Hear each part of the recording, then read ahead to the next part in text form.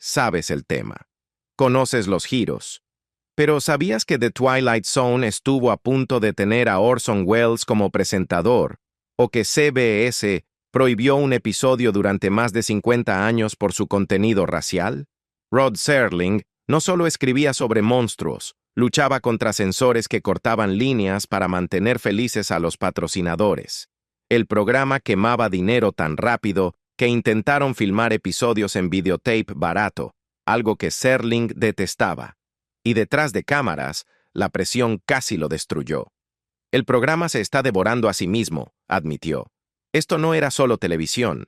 Era una guerra por el control creativo, y las cicatrices siguen ahí, si sabes dónde mirar. Rod Serling inventó al showrunner moderno.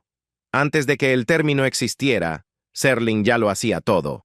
Creó, escribió, presentó y defendió la integridad de The Twilight Zone, con la furia de un hombre censurado demasiadas veces.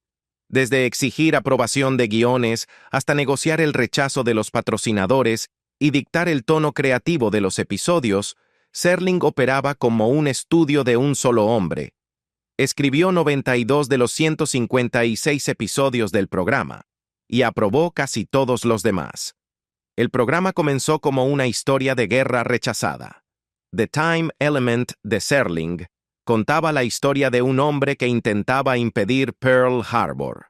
CBS la archivó, pero The Zulu Playhouse la emitió en 1958, presentada por Desi Arnaz, y se convirtió en un éxito sorpresa.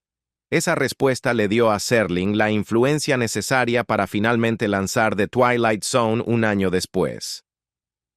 Ray Bradbury llamó plagiario a Serling. Bradbury, uno de los pocos gigantes literarios que Serling reclutó, escribió el episodio I Sing the Body Electric, pero solo ese se emitió. Cuando Serling no usó más trabajos de Bradbury, el autor de ciencia ficción lo acusó de plagio. Serling, herido, mantuvo su admiración por Bradbury, pero nunca resolvió la disputa. Un episodio mató a 3 personas. Twilight Zone. The Movie se volvió infame tras un accidente de helicóptero que mató al actor Vic Morrow y a 2 actores infantiles durante el rodaje. El director John Landis fue posteriormente absuelto de homicidio involuntario, pero la tragedia cambió Hollywood para siempre. Provocó protocolos de seguridad más estrictos y proyectó una sombra sobre el legado de la franquicia. Un episodio fue prohibido durante 52 años. The Encounter, protagonizado por George Takei, abordó la culpa de los japoneses estadounidenses tras la Segunda Guerra Mundial, pero recurrió a estereotipos raciales. La reacción de grupos de defensa llevó a CBS a retirarlo de la sindicación. No volvió a verse en la televisión estadounidense durante más de 5 décadas. Rod Serling podía decir Dios, otros no. Según el escritor Richard Matheson, solo a Serling se le permitía usar la palabra Dios en los guiones. Nunca se dio una explicación. Matheson dijo, si yo lo hacía, lo tachaban. Serling la usaba libremente, otra señal del peso creativo que cargaba. William Shatner casi muere en el set, más o menos. Durante la filmación de Nightmare at 20.000 pies, Shatner y su coprotagonista Ed Burns gastaron una broma al director Richard Donner arrojando un maniquí desde el ala del avión del set. Donner quedó horrorizado, creyendo que Shatner había caído. No fue la única broma del rodaje, pero quizás sí la más convincente. Disney usó un Serling deepfake para una atracción. Cuando Disney creó The Twilight Zone Tower of Terror, quiso que Rod Serling presentara la atracción, pero Serling llevaba décadas muerto. Así que usaron metraje de It's a Good Life y contrataron al actor de voz Mark Silverman para imitar su voz. La viuda de Serling eligió personalmente a Silverman. Hubo 14.000 guiones rechazados. Cuando Serling abrió por primera vez la recepción de propuestas, llegaron más de 14.000 guiones. La gran mayoría fueron rechazados o ni siquiera leídos. Demostró cuánta influencia tenía el programa incluso en su infancia. Todos querían escribir para él. Un episodio inspiró una norma real en la aviación. Nightmare at 20.000 pies Se volvió tan icónico que algunos auxiliares de vuelo comenzaron a llamar al asiento junto a la ventana de inspección del ala el asiento de William Shatner. Las aerolíneas luego instalaron triángulos sobre las ventanas para ayudar al personal a localizar vistas del ala durante las inspecciones. Un cortometraje ganador del Oscar se convirtió en episodio. Para ahorrar dinero en la quinta temporada, Serling compró los derechos de un cortometraje francés, An Occurrence at Owl Creek Bridge, que ya había ganado el Oscar al mejor cortometraje. Se emitió casi intacto y es el único episodio de The Twilight Zone que ganó un Oscar. La expresión Twilight Zone no fue inventada por Serling. Él afirmó haberla creado, pero el término en realidad proviene de la aviación y la oceanografía, y describe el espacio entre la visibilidad y la oscuridad. Serling pudo haberla aprendido durante la Segunda Guerra Mundial, en la que sirvió como paracaidista. El primer guión fue considerado demasiado oscuro. Serling quería originalmente que el piloto fuera The Happy Place, un relato distópico sobre la eutanasia obligatoria a los 60 años. CBS lo consideró demasiado sombrío y lo rechazó. Reescribió Where is Everybody como un punto de entrada más seguro. Hubo 4 relanzamientos. Tras el final de la serie original en 1964, The Twilight Zone fue relanzada en 1985, 2002, 2019 y 2023. Ninguna igualó el impacto de la original. La serie de 1985 contó con escritores como Harlan Ellison e incluso Stephen King. La salud de Charles Beaumont se deterioró rápidamente. Beaumont, uno de los guionistas clave, desarrolló una misteriosa enfermedad cerebral que lo envejeció prematuramente. A comienzos de los años 60, otros escritores terminaban sus guiones. Murió en 1967, con solo 38 años. El programa casi no supera la primera temporada. A pesar del reconocimiento crítico, los índices de audiencia de la primera temporada fueron bajos. CBS consideró reemplazar a Serling por un presentador más vendible. Los patrocinadores se retiraron.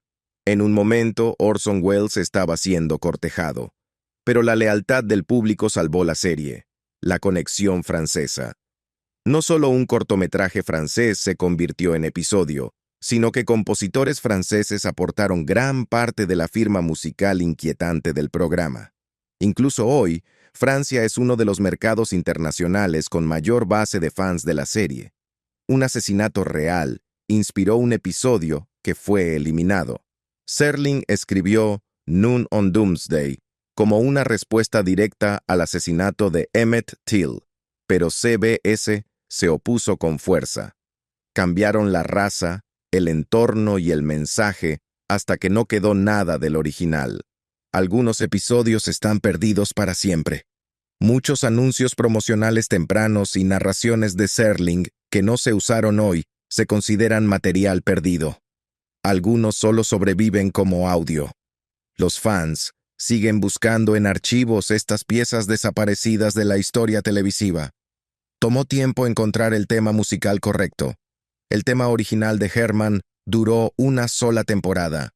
El de Marius Constant tomó el control en la segunda temporada y se convirtió en la versión que todos conocen. El inquietante motivo de 4 notas se volvió un atajo cultural para lo extraño. Rod Serling le tenía miedo a los ejecutivos de la cadena. Pese a su reputación, Serling se angustiaba profundamente ante las notas de la cadena. Peleaba por el control creativo porque sabía de primera mano cómo los censores podían destripar un guión. Ya se había quemado antes. Rod Serling casi pierde la voz antes de la segunda temporada. La voz icónica de The Twilight Zone estuvo a punto de silenciarse. Entre temporadas, Serling se sometió a una cirugía para extirpar pólipos de las cuerdas vocales. Los médicos le advirtieron que descansara la voz por completo, algo casi imposible para un hombre que narraba una serie y daba conferencias en campus universitarios.